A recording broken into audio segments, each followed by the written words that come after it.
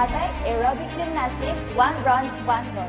Raymel Daniel A. Tavides, aerobic gymnastics, 1 bronze, 2 gold, palarong pambansa. I am Mrs. Adelvisa Patricia Camilon, the head trainer for the whole of gymnastics team of Fort Bonifacio High School. Isa started 10 months ago. So she's a very neophyte gymnast, and she's flexible, and she is a promising athlete. She gained a lot of confidence. She gained a lot of skills. She improved herself up to the level that she can be at par with the national ranking and be one of the medalists that will really give a medal and honor to the SDO Tapak. Yung preparation po naman po namin sa school po namin, gumawa po kami ng training program na kung saan yun po yung sinusunod po namin para po mabalance po yung pag-aaral nila at the same time, yung training po nila para po balance po siya. I was proud of myself po and satisfied po with the outcome po kasi po I was able to achieve and yun nga po, nakakuha po ako ng medal and I thought po nung umpisa hindi po siya kakayanin pero po yung outcome po naging success. Masaya po kasi first time po kasi makasalin po sa palarong pambansa. Hindi ko po na-expect na makakuha po kami ng gold.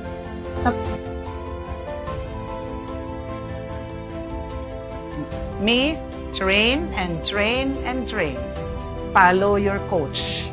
Do not meddle with the affairs of others. Stick to the discipline that is imposed to you by the coaches.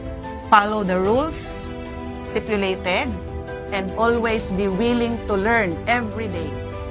Ang masasabi ko lang po is keep on going po, do not give up po kasi we all know we start with the hard obstacle po para po makamit po yung success po. I would like to thank po kay Mayor Lan Gayalan for providing what we need po and hindi niya po kami pinababayaan.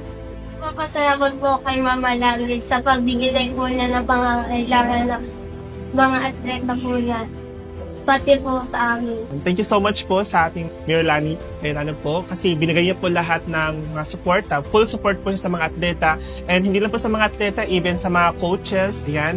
Kasi syempre hindi namin makakamit to without their help. Dala mga parade uniform, allowances, and even the accommodation po. Hello po, Mama Lani.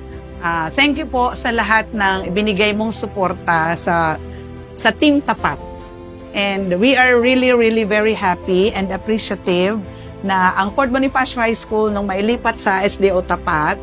And nabigyan po kami ng importansya. We were given the special almost treatment na binigay niyo po sa amin.